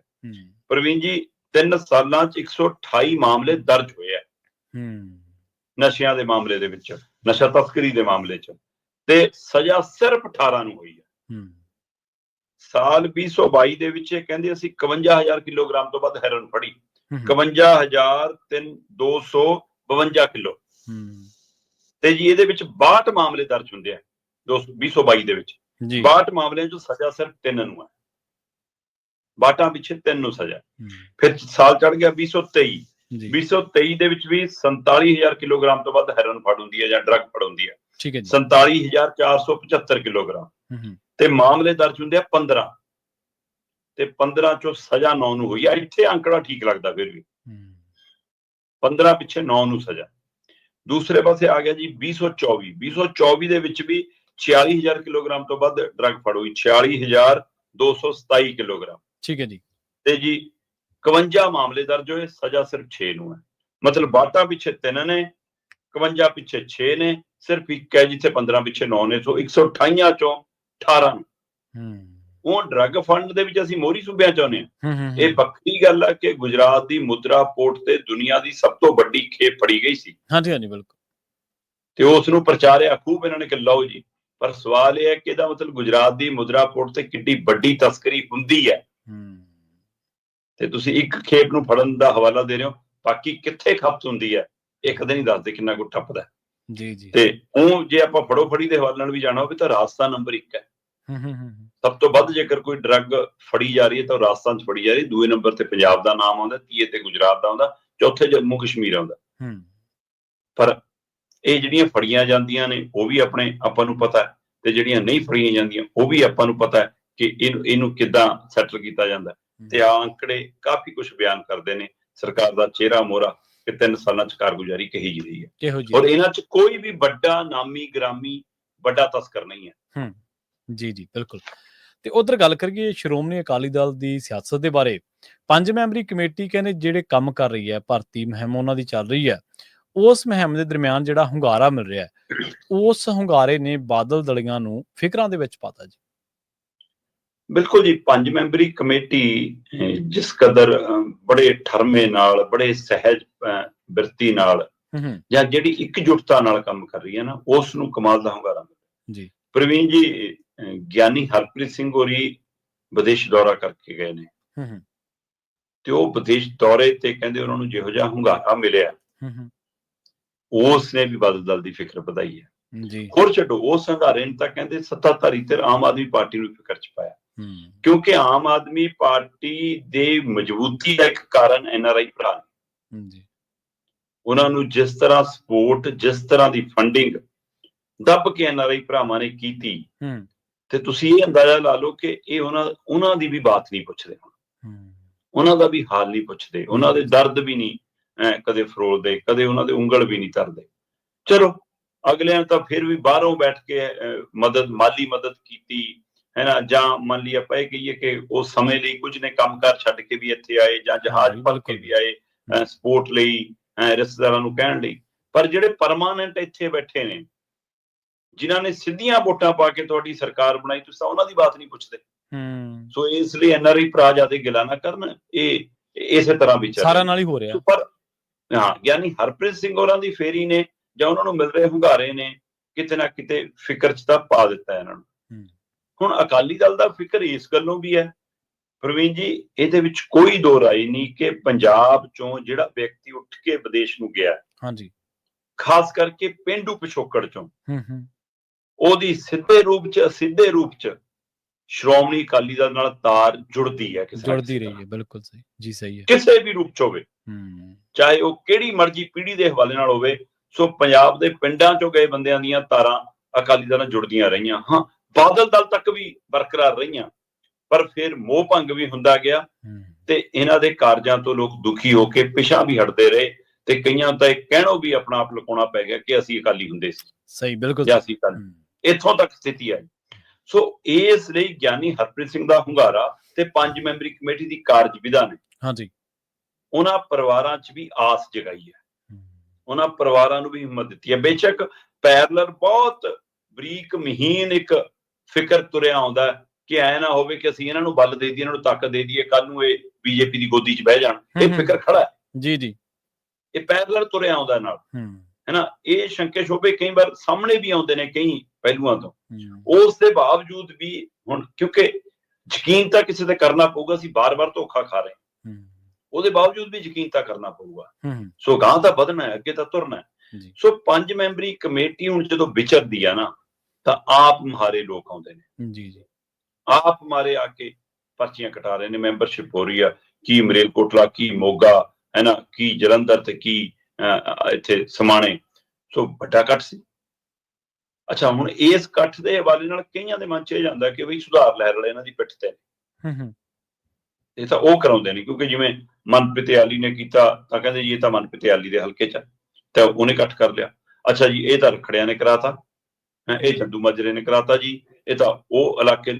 ਮਤਲਬ ਜੇ ਉਹ ਇੰਨੇ ਸਮਰੱਥ ਸੀ ਫਿਰ ਤਾਂ ਭਾਈ ਚੋਣਾਂ ਜਿੱਤਦੇ ਰਹਿੰਦੇ।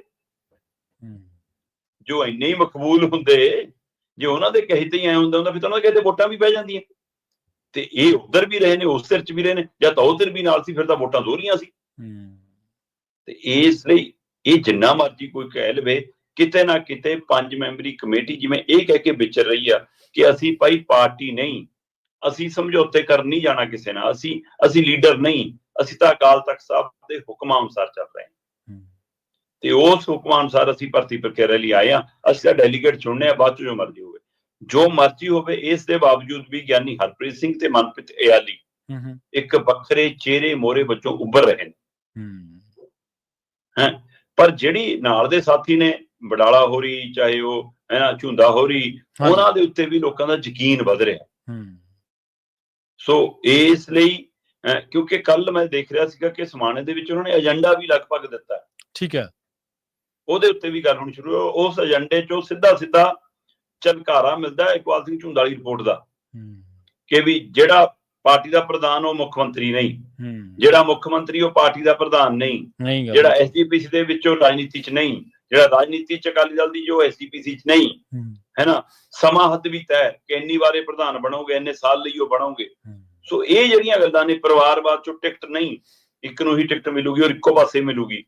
ਸੋ ਜੇਕਰ ਇਹੋ ਜਿਹੇ ਨਿਯਮ ਬਣਦੇ ਨੇ ਤਾਂ ਬਾਦਲ ਧਿਰ ਨੂੰ ਵੀ ਇਹਨਾਂ ਤੇ ਆਉਣਾ ਪੈਣਾ, ਉਹਨਾਂ ਲਈ ਵੀ ਇਹ ਚੁਣੌਤੀ ਖੜੀ ਹੋਣੀ ਹੈ। ਸੋ ਹੁਣ ਦੇਖਣ ਵਾਲੀ ਗੱਲ ਹੈ ਕਿ ਕੀ ਉਹ ਆਪਣੀ ਜਿਹੜੀ 25 ਲੱਖ ਵਾਲੀਆਂ ਪਰਚੀਆਂ ਵਾਲੀ ਕਹਿੰਦੇ ਸੀ ਕਿ ਮੁੱਕ ਗਈਆਂ ਜੀ, ਕਾਪੀਆਂ ਨਹੀਂ ਲੱਭਦੀਆਂ ਜੀ, ਲੋਕ ਖੋਹ ਕੇ ਲੈ ਕੇ ਜਾਂਦੇ ਨੇ। ਹੁਣ ਕੱਲ ਤੱਕ ਵੀ ਕਹੀ ਜਾਂਦੇ ਸਾਡਾ ਦਰਵਾਜ਼ਾ ਖੁੱਲ੍ਹਾ, ਆਜੋ ਲੈ ਜਾਓ ਜਿਹਨੇ ਕਾਪੀਆਂ ਲੈਣੀ। ਤੇ ਪ੍ਰਧਾਨ ਤੁਸੀਂ 1 ਮਾਰਚ ਨੂੰ ਚੁਣਨਾ ਸੀ, ਹੁਣ 31 ਮਾਰਚ ਵੀ ਲੰਘ ਲਈ ਜੀ ਜੀ। ਸੋ ਇਸ ਸਥਿਤੀ ਦੇ ਵਿੱਚ ਕੀ ਹੁਣ ਇਹ ਵੀ ਕੱਲ ਨੂੰ ਆਉਂਦੇ ਦਿਨਾਂ 'ਚ ਇਹ ਵੀ ਹੋ ਸਕਦਾ ਕਿ ਇਹ ਵੀ ਉਸ ਕਤਾਰ 'ਚ ਖੜੇ ਨਜ਼ਰ ਆਉਣ, ਜਾਂ ਇਹ 5 ਮੈਂਬਰੀ ਕਮੇਟੀ ਇਸ ਸਥਿਤੀ 'ਚ ਆ ਜਾਏਗੀ ਕਿ ਉਹ ਖੁੱਲਾ ਡੈਲੀਗੇਟ ਛੱਡ ਕੇ ਉਹ 'ਚ ਨਵੀਂ, ਕਿਉਂਕਿ ਪੰਜਾਬ ਨਾ ਸੁਧਾਰ ਲਹਿਰ ਵਾਲੇ ਲੀਡਰਾਂ ਨੂੰ ਅਗਵਾਈ ਕਰਦਾ ਦੇਖਣਾ ਚਾਹੁੰਦਾ, ਨਾ ਬਾਦਲ ਧੜੇ ਵਾਲੇ ਲੀਡਰਾਂ ਨੂੰ ਅਗਵਾਈ ਕਰਦਾ ਦੇਖਣਾ ਚਾਹੁੰਦਾ। ਉਹ ਨਵੀਂ ਪੀੜ੍ਹੀ, ਨਵੀਂ ਪਨੀਰੀ, ਨਵੀਂ ਸੋਚ, ਉਹ ਵੀ ਘੱਟੋ ਘੱਟ ਜਿਹੜੀ ਸਿਧਾਂਤ ਨੂੰ ਪ੍ਰਣਾਈ ਹੋਵੇ, ਅਕਾਲੀ ਦਲ ਦੇ ਇਤਿਹਾਸ ਨੂੰ ਪ੍ਰਣਾਈ ਹੋਵੇ, ਔਰ ਘੱਟੋ ਘੱਟ ਇਮਾਨਦਾਰ ਹੋਵੇ। ਪੰਜਾਬ ਦੀ ਦਿੱਕਤ ਇਹੀ ਆ ਕਿ ਸਾਨੂੰ ਇਮਾਨਦਾਰ ਲੀਡਰਸ਼ਿਪ ਨਹੀਂ ਲੱਭ ਰਹੀ, ਔਰ ਇਮਾਨਦਾਰੀ ਦਾ ਮਤਲਬ ਇਕੱਲਾ ਪੈਸੇ ਦਾ ਕਪੜਾ ਨਹੀਂ। ਸਹੀ, ਬਿਲਕੁਲ ਸਹੀ, ਬਿਲਕੁਲ। ਇਮਾਨਦਾਰੀ ਤੁਹਾਡੀ ਵਿਚਾਰਕ ਵੀ ਹੈ, ਸਿਧਾਂਤਕ ਵੀ ਹੈ, ਤੁਹਾਡੀ ਕਿਹਦੇ ਨਾਲ ਖੜਨਾ ਇਹ ਵੀ ਇਮਾਨਦਾਰੀ ਹੈ। ਸੋ ਇਸ ਲਈ ਇਹ ਪਹਿਲੂ ਬਹੁਤ ਵਾਚਣਯੋਗ ਹੈ ਜਨਾਬ, ਕਿ ਇਕੱਲੇ ਭੰਗੜੇ ਪਾ ਕੇ ਤੇ ਜਨਮ ਦਿਨ ਮਨਾ ਕੇ ਤੁਸੀਂ ਕਹੋ ਕਿ ਲਓ ਜੀ ਪੰਜਾਬ ਰੰਗਲਾ ਬਣ ਗਿਆ, ਏਦਾਂ ਨਹੀਂ ਬਣਦਾ। ਸਹੀ ਗੱਲ ਤੁਹਾਡੀ। ਇਮਾਨਦਾਰੀ ਇਕੱਲੀ ਪੈਸੇ ਦੀ ਨਹੀਂ ਹੁੰਦੀ, ਇਮਾਨਦਾਰੀ ਤੁਹਾਡੀ ਜਿਸ ਸਿਧਾਂਤ ਤੇ ਤੁਸੀਂ ਖੜੇ ਆ ਉਹ ਤੇ ਪਹਿਰੇਦਾਰੀ ਦੀ ਵੀ ਇਮਾਨਦਾਰੀ ਹੁੰਦੀ ਹੈ ਵੀ ਉਹਦੇ ਕਿੰਨੇ ਇਮਾਨਦਾਰੀ ਨਾਲ ਤੁਸੀਂ ਖੜੇ ਆ। ਇੱਕ ਗੱਲ ਤੁਸੀਂ ਬਹੁਤ ਵਧੀਆ ਕਹੀ ਸ਼ਰਮਾ ਜੀ ਸ਼ੁਰੂ ਦੇ ਵਿੱਚ ਵੀ ਜਿਹੜੇ ਵੀ ਬੰਦੇ ਬਾਹਰਲੇ ਮੁਲਕਾਂ ਦੇ ਵਿੱਚ ਬੈਠੇ ਆ ਵੀ ਉਹ ਕਿਸੇ ਨਾ ਕਿਸੇ ਰੂਪ ਦੇ ਨਾਲ ਅਕਾਲੀ ਦਲ ਦੇ ਵਿੱਚ ਜੁੜੇ ਰਹੇ ਆ। ਬਿਲਕੁਲ ਕਿਸੇ ਨਨਕਾਣਾ ਸਾਹਿਬ ਦੇ ਮੋਰਚੇ ਦੀ ਗੱਲ ਕਰ ਲਓ, ਚਾਬੀਆਂ ਦੇ ਮੋਰਚੇ ਦੀ ਗੱਲ ਕਰ ਲਓ, ਗੁਰੂ ਕਾ ਬਾਗ ਮੋਰਚੇ ਦੀ ਗੱਲ ਕਰ ਲਓ, ਫਿਰ 47 ਤੋਂ ਬਾਅਦ ਦੇ ਮੋਰਚਿਆਂ ਦੀ ਗੱਲ ਕਰ ਲਓ, ਪੰਜਾਬੀ ਸੂਬਾ ਮੋਰਚਾ ਜਾਂ ਜਿੰਨੇ ਵੀ ਮੋਰਚੇ ਲੱਗਦੇ ਰਹੇ, ਉਹ ਕਿਹਨੇ ਲਾਏ? ਉਹ ਪੇਂਡੂ ਲੋਕਾਂ ਨੇ ਲਾਏ, ਅਕਾਲੀ ਦਲ ਦੇ ਵਰਕਰਾਂ ਨੇ ਲਾਏ ਤੇ ਉਹਨਾਂ ਦੇ ਵਿੱਚੋਂ ਉੱਠ ਕੇ ਲੋਕ ਬਾਹਰ ਚਲੇ ਗਏ। ਉਹ ਸਿਆਣੇ ਕਹਿੰਦੇ ਨਾ ਵੀ ਤੁਸੀਂ ਬੰਦੇ ਨੂੰ ਪਿੰਡ ਦੇ ਵਿੱਚੋਂ ਕੱਢ ਦਿਓਗੇ ਪਰ ਬੰਦੇ ਚੋਂ ਪਿੰਡ ਨਹੀਂ ਕੱਢ ਸਕਦੇ, ਪਿੰਡ ਨਹੀਂ ਕੱਢ ਸਕਦੇ। ਤੇ ਉਹ ਅੱਜ ਵੀ ਮਹਿਸੂਸ ਕਰਦੇ ਨੇ ਵੀ ਜਿਹੜੇ ਕਾਰਨਾਂ ਕਰਕੇ ਉਹ ਅੱਡ ਹੋਏ ਇਸ ਧਿਰ ਦੇ ਨਾਲੋਂ, ਅਕਾਲੀ ਦਲ ਨਾਲੋਂ ਕਹਿਣਾ ਤਾਂ ਔਖਾ ਪਰ ਅਕਾਲੀ ਦਲ ਬਾਦਲ ਨਾਲੋਂ ਜ਼ਰੂਰ ਅੱਡ ਹੋਏ ਨੇ ਲੋਕ। ਤਾਂ ਅੱਜ ਉਹਨਾਂ ਨੂੰ ਲੱਗਦਾ ਵੀ ਸ਼ਾਇਦ ਕੋਈ ਧਿਰ ਇਹੋ ਜਿਹੀ ਆਊਗੀ ਜਿਹਦੇ 'ਚ ਸਾਡਾ ਜਿਹੜਾ ਭਰੋਸਾ ਉਹ ਬਰਕਰਾਰ ਰਹੂਗਾ ਤੇ ਹੋ ਸਕਦਾ ਸਾਡੇ ਮੁਤਾਬਕ ਉਹ ਪਹਿਲਾਂ ਵਾਂਗੂ ਜਿਹੜੇ ਪਹਿਲਾਂ ਵਾਲਾ ਅਕਾਲੀ ਦਲ ਕੰਮ ਕਰਦਾ ਸੀ ਉਹ ਉਸ ਤਰੀਕੇ ਨਾਲ ਕੰਮ ਕਰੂਗਾ। ਅਗਲੀ ਇਹਨਾਂ ਨਾਲ ਹੀ ਜੁੜਦਾ ਇੱਕ ਹੋਰ ਬੜਾ ਅਹਿਮ ਮਸਲਾ, ਜਦੋਂ ਜਥੇਦਾਰ ਸਾਹਿਬਾਨ ਨੂੰ ਤੋਰਿਆ ਗਿਆ ਜਿਸ ਤਰੀਕੇ ਦੇ ਨਾਲ, ਉਹਦੇ ਤੇ ਬਹੁਤ ਜ਼ਿਆਦਾ ਆਲੋਚਨਾ ਹੋਈ ਅਕਾਲੀ ਦਲ ਬਾਦਲ ਧੜੇ ਦੀ। ਹੁਣ ਜਥੇਦਾਰ ਸਾਹਿਬਾਨ ਦੀ ਜਿਹੜੀ ਨਿਯੁਕਤੀ ਹੈ ਸ਼ਰਮਾ ਜੀ, ਜਾਂ ਉਹਨਾਂ ਦੀ ਸੇਵਾ ਮੁਕਤੀ ਹੈ, ਉਹਦੇ ਲਈ ਸੰਗਤਾਂ ਤੋਂ ਸੁਝਾਅ ਮੰਗੇ ਗਏ ਆ ਜੀ। ਹਾਂ ਬਿਲਕੁਲ ਜੀ, ਜਦੋਂ ਪ੍ਰਧਾਨ ਸਾਹਿਬ ਨੂੰ ਵਾਪਸ ਲਿਆਂਦਾ ਗਿਆ ਸੁਖਬੀਰ ਬਾਦਲ ਹੋਰਾਂ ਵੱਲੋਂ, ਹਾਂਜੀ, ਮੈਂ ਸਮਝਾ ਕੇ ਐਡਵੋਕੇਟ ਹਰਜਿੰਦਰ ਸਿੰਘ ਧਾਮੀ ਹੋਰਾਂ ਨੂੰ, ਹਾਂਜੀ, ਤਾਂ ਧਾਮੀ ਸਾਹਿਬ ਨੇ ਵੀ ਤਾਂ ਕਿਹਾ ਨਾ ਕਿ ਜੀ ਮੈਂ ਜੇ ਵਾਪਸ ਜਾਊਂਗਾ ਤਾਂ ਲੋਕਾਂ ਨੂੰ ਦਿਖੇ ਵੀ ਕਿ ਮੈਂ ਵਾਪਸ ਆ ਕੇ ਕੀ ਕੀਤਾ। ਸਹੀ, ਕਿਉਂਕਿ 7 ਮੈਂਬਰੀ ਕਮੇਟੀ ਤਾਂ ਤੁਸੀਂ ਬਹਾਲ ਨਹੀਂ ਹੋਈ ਅਜੇ ਤੱਕ। ਇਹ ਸਵਾਲ ਤੁਹਾਡੇ ਨਾਲ ਜ਼ਿੰਦਗੀ ਭਰ ਲਈ ਤੁਸੀਂ ਲਵਾ ਲਿਆ ਕਿ ਤੁਹਾਡਾ ਜੇ ਅਸਤੀਫਾ ਐਸਜੀਪੀਸੀ ਦੀ ਪ੍ਰਧਾਨਗੀ ਤੋਂ ਸੀ, ਤੁਹਾਡਾ ਅਸਤੀਫਾ 7 ਮੈਂਬਰੀ ਕਮੇਟੀ ਤੋਂ ਵੀ ਸੀ। ਜੇ ਤੁਹਾਡਾ ਅਸਤੀਫਾ ਅੰਤਰਿਮ ਕਮੇਟੀ ਨੇ ਤੁਹਾਡੀ ਨੇ ਪ੍ਰਵਾਨ ਨਹੀਂ ਕੀਤਾ ਤਾਂ ਸਿੰਘ ਸਾਹਿਬਾਨ ਨੇ ਵੀ ਤੁਹਾਡਾ 7 ਮੈਂਬਰੀ ਕਮੇਟੀ ਤੋਂ ਅਸਤੀਫਾ ਪ੍ਰਵਾਨ ਨਹੀਂ ਕੀਤਾ ਜੀ, ਤੇ ਫਿਰ ਤੁਸੀਂ ਉਹ ਵਾਪਸ ਕਿਉਂ ਨਹੀਂ ਲਿਆ? ਤੁਸੀਂ ਅਕਾਲ ਤਖਤ ਦੇ ਹੁਕਮ ਤੁਸੀਂ ਮੰਨਣਾ ਕਿਉਂ ਭਗੌੜੇ ਹੋਏ? ਇਹ ਸਵਾਲ ਰਹਿਣਾ। ਹਾਂਜੀ, ਪਰ ਇਹ ਤਾਂ ਵੀ ਸੰਗਤ ਦੇ ਵਿੱਚ ਆਪਣੇ ਵਕਾਰ ਨੂੰ ਬਰਕਰਾਰ ਰੱਖਣ ਦੇ ਲਈ ਜਾਂ ਜਿਹੜੇ ਬਾਦਲ ਧਿਰ ਨਾਲ ਸੰਬੰਧਿਤ ਐਸਜੀਪੀਸੀ ਮੈਂਬਰ ਸੀ ਉਹ ਕਿਤੇ ਮੁਖਾਲਫਤ ਨਾ ਕਰ ਦੇਣ, ਉਹ ਕਿਤੇ ਵਿਰੋਧ ਨਾ ਚਲੇ ਜਾਣ, ਦੂਸਰੇ ਪਾਸੇ ਨਾ ਖੜੇ ਜਾਣ, ਉਹਨਾਂ ਨੂੰ ਨਾਲ ਰੱਖਣ ਦੇ ਲਈ ਇਹਨਾਂ ਨੇ ਇਹ ਸਿਧਾਂਤ ਜਨਤਕ ਕੀਤਾ ਕਿ ਅਸੀਂ ਵਿਧੀ ਵਿਧਾਨ ਬਣਾਉਣ ਜਾ ਰਹੇ ਹਾਂ। ਜਥੇਦਾਰ ਦੀ ਨਿਯੁਕਤੀ ਦਾ, ਸੇਵਾ ਮੁਕਤੀ ਦਾ ਸਿੱਖ ਸੰਗਤ ਚੁਣਿਆ ਕਰੂਗੀ, ਅਸੀਂ ਸਾਂਝੀ ਕਮੇਟੀ ਬਣਾ ਦੇਣੀ ਆ, ਸਾਰੀਆਂ ਬੁੱਧੀਜੀਵੀ ਵਰਗ ਚੋਂ, ਸਿੱਖ ਵਿਦਵਾਨਾਂ ਚੋਂ ਉਹ ਕਮੇਟੀ ਚੁਣਿਆ ਕਰੂਗੀ। ਤੇ ਇਸ ਗੱਲ ਨੂੰ ਲੈ ਕੇ ਬਜਟ ਦੇ ਵਿੱਚ ਇਹਨਾਂ ਦਾ ਤੀਰ ਨਿਸ਼ਾਨੇ ਤੇ ਵੀ ਲਿਆ ਤੇ ਇਹਨਾਂ ਦਾ ਕੰਮ ਹੋ ਗਿਆ। ਪਰ ਗੱਲ ਤੁਰੀ ਸੀ ਜਥੇਦਾਰਾਂ ਦੇ ਚੋਣ ਦੀ, ਵਿਧੀ ਵਿਧਾਨ ਦੀ, ਉਹ ਸਾਰੀ ਪ੍ਰਕਿਰਿਆ ਦੀ, ਸਾਂਝੀ ਕਮੇਟੀ ਦੀ। ਜਦੋਂ ਮਤਾ ਆਇਆ, ਮਤੇ 'ਚ ਸ਼੍ਰੀ ਅਕਾਲ ਤਖਤ ਸਾਹਿਬ ਦੇ ਇਕੱਲੇ ਜਥੇਦਾਰ ਦਾ ਹਵਾਲਾ ਕਿ ਅਕਾਲ ਤਖਤ ਸਾਹਿਬ ਦੇ ਜਥੇਦਾਰ ਨੂੰ ਸਰਬਸੰਮਤੀ ਨਾਲ ਚੁਣਿਆ ਜਾਊਗਾ ਜੀ, ਹੈ ਨਾ। ਤੋ ਇਹਦਾ ਮਤਲਬ ਤੁਸੀਂ 2 ਜਥੇਦਾਰਾਂ ਨੂੰ ਅਜੇ ਵੀ ਇਸ ਪ੍ਰਕਿਰਿਆ ਤੋਂ ਬਾਹਰ ਰੱਖ ਰਹੇ ਹੋ ਕਿ ਅੱਜ ਦੀ ਤਰੀਕ 'ਚ ਐਸਜੀਪੀਸੀ ਸਹੀ ਰੂਪ 'ਚ 3 ਤਖਤਾਂ ਦੇ ਜਥੇਦਾਰ ਚੁਣਦੇ ਨਾ, ਤਖਤ ਸ੍ਰੀ ਦਮਦਮਾ ਸਾਹਿਬ, ਤਖਤ ਸ੍ਰੀ ਕੇਸਗੜ੍ਹ ਸਾਹਿਬ ਤੇ ਸ਼੍ਰੀ ਅਕਾਲ ਤਖਤ ਸਾਹਿਬ। ਸੋ ਉਸ 'ਚ ਤੁਸੀਂ ਅਕਾਲ ਤਖਤ ਸਾਹਿਬ ਦਾ ਇਹ ਦੱਸਣਾ ਚਾਹੁੰਦੇ ਕਿ ਅਸੀਂ ਜੀ ਸਾਂਝਾ ਚੁਣਾਂਗੇ ਤੇ 2। ਚਲੋ, ਉਸ ਤੋਂ ਬਾਅਦ ਧਾਮੀ ਸਾਹਿਬ ਨੇ ਹੁਣ ਜਨਤਕ ਕਹਿਤਾ ਕਿ ਜੀ ਜਥੇਦਾਰਾਂ ਦੀ ਨਿਯੁਕਤੀ ਕਿਵੇਂ ਹੋਵੇ, ਠੀਕ ਹੈ ਜੀ, ਜਥੇਦਾਰਾਂ ਦੀ ਸੇਵਾ ਮੁਕਤੀ ਕਿਵੇਂ ਹੋਵੇ, ਉਹਦੇ ਲਈ ਵਿਧੀ ਵਿਧਾਨ ਕੀ ਹੋਵੇ, ਕਾਰਜ ਵਿਧਾ ਕੀ ਹੋਵੇ, ਢੰਗ ਤਰੀਕਾ ਕੀ ਹੋਵੇ, ਇਹ ਸੰਗਤ ਤੈਅ ਕਰੇ। ਠੀਕ ਹੈ ਜੀ, ਸੰਗਤ ਸਾਨੂੰ ਸੁਝਾਅ ਭੇਜੇ, ਅਸੀਂ ਉਹਦੇ ਤੇ ਅਮਲ ਕਰਾਂਗੇ, ਇੱਕ ਕਮੇਟੀ ਬਣੂਗੀ ਫਿਰ ਜਿਹਦੇ ਵਿੱਚ ਸਾਰੀ ਤਰ੍ਹਾਂ ਦੇ ਨੁਮਾਇੰਦੇ ਹੋਣਗੇ, ਫਿਰ ਇਹ ਚੋਣ ਪ੍ਰਕਿਰਿਆ ਅੱਗੇ ਵਧੂਗੀ। ਸੋ ਬਕਾਇਦਾ ਤੌਰ ਤੇ ਉਹ ਕਹਿੰਦੇ ਚਾਹੇ ਜੀ ਸੰਤ ਸਮਾਜ ਹੈ, ਚਾਹੇ ਨਿਹੰਗ ਜਥੇਬੰਦੀਆਂ, ਚਾਹੇ ਸਿੱਖ ਸੰਪਰਦਾਵਾਂ, ਚਾਹੇ ਉਹ ਗੁਰਦੁਆਰੇ ਦੀਆਂ ਸਭਾਵਾਂ, ਚਾਹੇ ਰਾਗੀ ਢਾਡੀ ਜਥੇ ਦੀਆਂ, ਚਾਹੇ ਸਿੱਖ ਵਿਦਵਾਨ ਨੇ, ਚਾਹੇ ਸਿੱਖ ਬੁੱਧੀਜੀਵੀ ਨੇ, ਚਾਹੇ ਪੰਜਾਬ ਦੇ ਸਿੱਖ ਨੇ, ਚਾਹੇ ਪੰਜਾਬੋਂ ਬਾਹਰ ਰਹਿੰਦੇ ਸਿੱਖ ਨੇ, ਚਾਹੇ ਵਿਦੇਸ਼ਾਂ 'ਚ ਵੱਸਦੇ ਸਿੱਖ ਨੇ, ਸਾਰੇ ਭਾਈਚਾਰੇ ਨੂੰ ਇਹ ਹੱਕ ਹੈ ਕਿ ਭਾਈ ਉਹ ਇਹਦੇ ਵਿੱਚ ਆਪਣਾ ਯੋਗਦਾਨ ਪਾਵੇ। ਕਹਿੰਦੇ ਹੁਣ ਇਸ ਦੇ ਲਈ ਬਕਾਇਦਾ ਤੌਰ ਤੇ ਉਹਨਾਂ ਨੇ 20 ਅਪ੍ਰੈਲ ਤੱਕ ਦਾ ਸਮਾਂ ਮਿਥਿਆ ਕਿ 20 ਅਪ੍ਰੈਲ ਤੱਕ ਤੁਸੀਂ ਆਪਣੇ ਸੁਝਾਅ ਸ਼੍ਰੋਮਣੀ ਕਮੇਟੀ ਨੂੰ ਭੇਜ ਸਕਦੇ ਹੋ। ਠੀਕ ਹੈ, 4 ਤਰੀਕੇ ਨੇ। ਪਹਿਲਾ ਤਰੀਕਾ ਕਿ ਤੁਸੀਂ ਖੁਦ ਐਸਜੀਪੀਸੀ ਦੇ ਦਫ਼ਤਰ ਆਓ, ਆਪਣੀ ਜਿਹੜਾ ਵੀ ਤੁਹਾਡਾ ਸੁਝਾਅ ਹੈ, ਤੁਸੀਂ ਕੋਈ ਕਾਪੀ ਤੇ ਲਿਖਿਆ, ਕਿਤਾਬ ਤੇ ਲਿਖਿਆ, ਡਾਇਰੀ ਤੇ ਲਿਖਿਆ, ਚਿੱਠੀ ਪੱਤਰ ਚ ਰੂਪ ਚ ਲਿਖਿਆ, ਹੈ ਨਾ, ਟਾਈਪ ਕਰਾ ਕੇ ਲਿਆਓ, ਜਿਸ ਵੀ ਰੂਪ ਤੁਸੀਂ ਦਸਤਾਵੇਜੀ ਰੂਪ ਦੇ ਵਿੱਚ ਉੱਥੇ ਸੌਂਪ ਸਕਦੇ ਹੋ। ਦੂਸਰਾ ਤਰੀਕਾ ਹੈਗਾ ਕਿ ਤੁਸੀਂ ਉਸ ਨੂੰ ਕੋਰੀਅਰ ਰਾਹੀਂ, ਡਾਕ ਰਾਹੀਂ, ਹੈ ਨਾ, ਭੇਜ ਸਕਦੇ ਹੋ। ਠੀਕ ਹੈ ਜੀ। ਤੀਸਰਾ ਤੇ ਚੌਥਾ ਤਰੀਕਾ ਟੈਕਨੋਲੋਜੀ ਦੇ ਸੰਬੰਧਿਤ ਹੈ, ਜਿਹੜਾ ਕਿ ਈਮੇਲ ਰਾਹੀਂ ਵੀ ਤੁਸੀਂ ਆਪਣਾ ਸੁਝਾਅ ਭੇਜ ਸਕਦੇ ਹੋ। ਸ਼੍ਰੋਮਣੀ ਕਮੇਟੀ ਨੇ ਬਕਾਇਦਾ ਆਪਣੀ ਈਮੇਲ ਜਾਰੀ ਕੀਤੀ ਹੈ info@sgpc.net। info@sgpc.net। ਸੋ info@sgpc.net ਦੇ ਉੱਤੇ ਤੁਸੀਂ ਆਪਣਾ ਸੁਝਾਅ ਭੇਜ ਸਕਦੇ ਹੋ 20 ਅਪ੍ਰੈਲ ਤੱਕ। ਫਿਰ ਨਾਲ ਹੀ WhatsApp ਨੰਬਰ ਵੀ ਜਾਰੀ ਕੀਤਾ ਹੈ। ਇਹ ਫੋਨ ਨੰਬਰ ਨਹੀਂ ਹੋਏਗਾ, ਸਿਰਫ WhatsApp ਨੰਬਰ ਹੋਏਗਾ ਸ਼੍ਰੋਮਣੀ ਕਮੇਟੀ ਦਾ। ਇਹਦੇ ਰਾਹੀਂ ਵੀ ਤੁਸੀਂ ਆਪਣੇ ਸੁਝਾਅ ਭੇਜ ਸਕਦੇ ਹੋ। ਸੋ 77 101 36 200 77 101 36200। ਸੋ 77 101 36 200 ਇਹਦੇ ਉੱਤੇ ਵੀ ਤੁਸੀਂ ਆਪਣੇ ਸੁਝਾਅ ਭੇਜ ਸਕਦੇ ਹੋ। ਹੁਣ ਇਸ ਪ੍ਰਕਿਰਿਆ ਰਾਹੀਂ ਚਾਹੇ ਬਾਦਲ ਧਿਰ, ਚਾਹੇ SGPC, ਚਾਹੇ ਧਾਮੀ ਸਾਹਿਬ ਇਹ ਸੁਨੇਹਾ ਦੇਣ ਦੀ ਕੋਸ਼ਿਸ਼ ਕਰ ਰਹੇ ਨੇ ਕਿ ਅਸੀਂ ਪੂਰੀ ਸੰਗਤ ਨੂੰ, ਸਿੱਖ ਸੰਗਤ ਨੂੰ, ਸਿੱਖ ਭਾਈਚਾਰੇ ਨੂੰ ਨਾਲ ਲੈ ਕੇ ਤੁਰ ਰਹੇ ਹਾਂ ਤੇ ਅਗਲੀ ਵਾਰ ਲਈ ਮੁਸ਼ਕਲ ਨਾ ਆਵੇ। ਹੁਣ ਪਿਛਲਾ ਮਸਲਾ ਛੱਡ ਦਿਓ, ਹੁਣ ਗਿਆਨੀ ਹਰਪ੍ਰੀਤ ਸਿੰਘ ਵਾਲਾ, ਗਿਆਨੀ ਰਘੁਵੀਰ ਸਿੰਘ ਵਾਲਾ, ਗਿਆਨੀ ਸੁਲਤਾਨ ਸਿੰਘ ਵਾਲਾ ਮਸਲਾ ਹੁਣ ਉਹਨੂੰ ਛੱਡ ਦਿਓ, ਅੱਗੇ ਤੋਂ ਏਦਾਂ ਹੋਊਗਾ। ਸੋ ਇਸ ਲਈ ਸੰਗਤ ਦਾ ਰੋਸਾ ਕੀ ਇਹ ਠੰਡਾ ਕਰਨ ਦੀ ਪ੍ਰਕਿਰਿਆ, ਕੀ ਸਿਰਫ ਮੌਜੂਦਾ ਜਥੇਦਾਰਾਂ ਦੀ ਬਹਾਲੀ ਦੇ ਮੁੱਦੇ ਨੂੰ ਖੁੰਡਾ ਕਰਨ ਦੀ ਪ੍ਰਕਿਰਿਆ, ਜਾਂ ਸੱਚਮੁੱਚ ਇੱਛਾ ਸ਼ਕਤੀ ਜਾਗੀ ਹੈ ਕਿ ਹੁਣ ਏਦਾਂ ਹੋ ਜਾਵੇ।